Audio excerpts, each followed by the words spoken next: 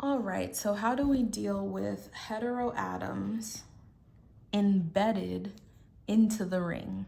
And how do we apply the concepts that we know about determining aromaticity with these problems? So for instance, we know how to count double bonds now. We're experts at that. So every double bond is equal to 2. If we have heteroatoms being nitrogen, oxygen, sulfur, phosphorus is rarely used. So every so often they can incorporate them, but it's really more so about understanding your periodic table, which I also told you should be experts in by now, but let's cover some things. So back in Orgo, I think most people's issue was it's really, if you don't understand your periodic table, it kind of goes downhill from there. So you have carbon that's in group 4, nitrogen in group 5, oxygen in group 6, all of your halogens in group 7, so that's fluorine, chlorine, bromine, iodine, and in group 8, we don't care about group 8. It had noble gases. Anything in this category just meant that that thing is stable. We do not care. We will not touch it. We will not bother it. That zone is happy. How we determine, so this number that's above the group number, that tells you how many electrons or dots are around each atom, right?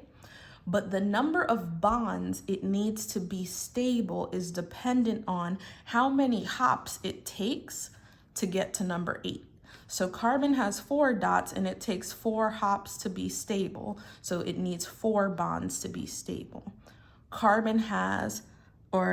Nitrogen has 5 dots around it, but it only takes 3 hops to be stable. So what does that mean? It still has lone pairs on top, whether they showed them to you or not. And that's going to be the biggest issue when it comes to determining aromaticity, because you have to remember what has lone pairs or not. Same thing with oxygen. It has a total of 6 dots around it, but it only takes 2 hops to be stable, so 2 bonds. So it still has 2 sets of lone pairs on top of it.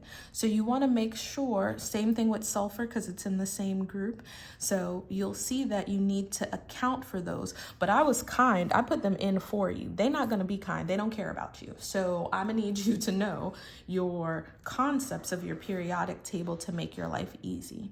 You normally don't see halogens embedded in the ring. So this was just a nice recap because I want it to be sweet to y'all and reteach you some of the stuff from Orgo 1, so it makes it easier here. So if you have any of these heteroatoms, so it ain't carbon, embedded in the ring, you still want to follow the rules of, is it cyclic? All of these are cyclic. Is it conjugated? Again, to keep conjugation, it should be double, single, double, or if I have a positive charge or lone pairs within that system and I can do resonance, it's conjugated and we're assuming that it is planar. So here I see these lone pairs. First, are they going to give them to me? Possibly not. I have to know that based off of the periodic table and draw them in. Because this nitrogen is considered sp3 hybridized, which means it's singly bonded, those lone pairs are there and can help contribute to resonance. And if it can help contribute to resonance, that means those lone pairs will count as another 2. So now this is 2, 4, 6.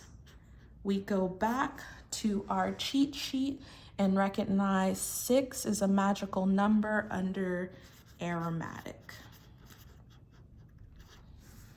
So same thing here, that's 2, 4. So now I wanted to make mention of sulfur and oxygen because you see it has 2 sets of lone pairs. You can't count them separately. You only count one of them. So this would only be 2, 4, 6, not 2, 4, 6, 8. So you can only count one of these and not the other. So this is also 6, which is also aromatic.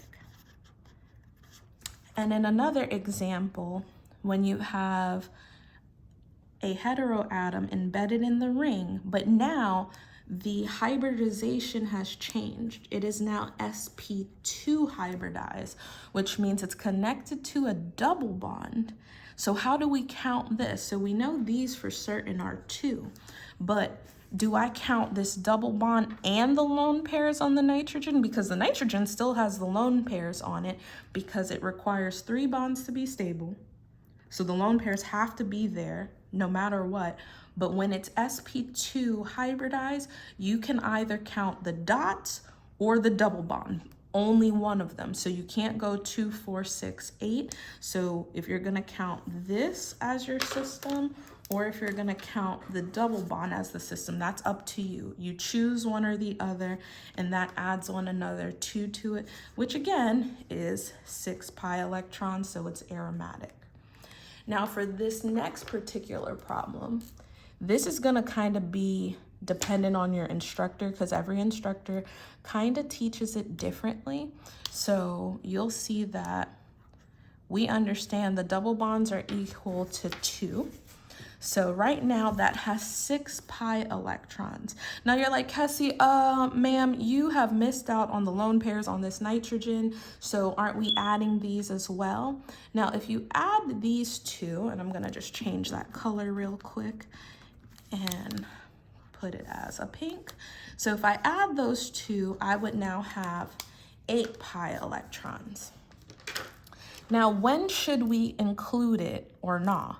So the idea is 1, ask your instructor, or 2, this is how I was taught it. If you have the system that is aromatic, meaning more stable, we prefer it to be an aromatic stable system. If you have a tie between, now you can add another 2 onto there and it becomes an anti-aromatic system. Because I'm battling between 2 choices, aromatic and anti-aromatic, we would classify this as non-aromatic because it all depends on how you look at the system.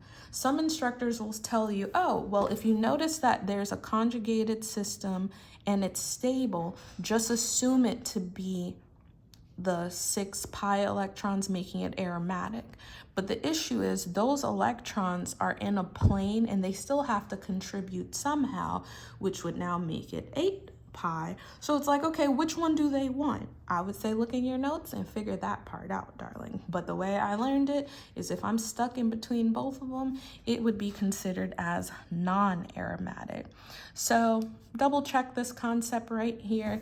Everything else is straightforward. So just remember, there's a difference between sp3 hybridization and sp2 hybridization.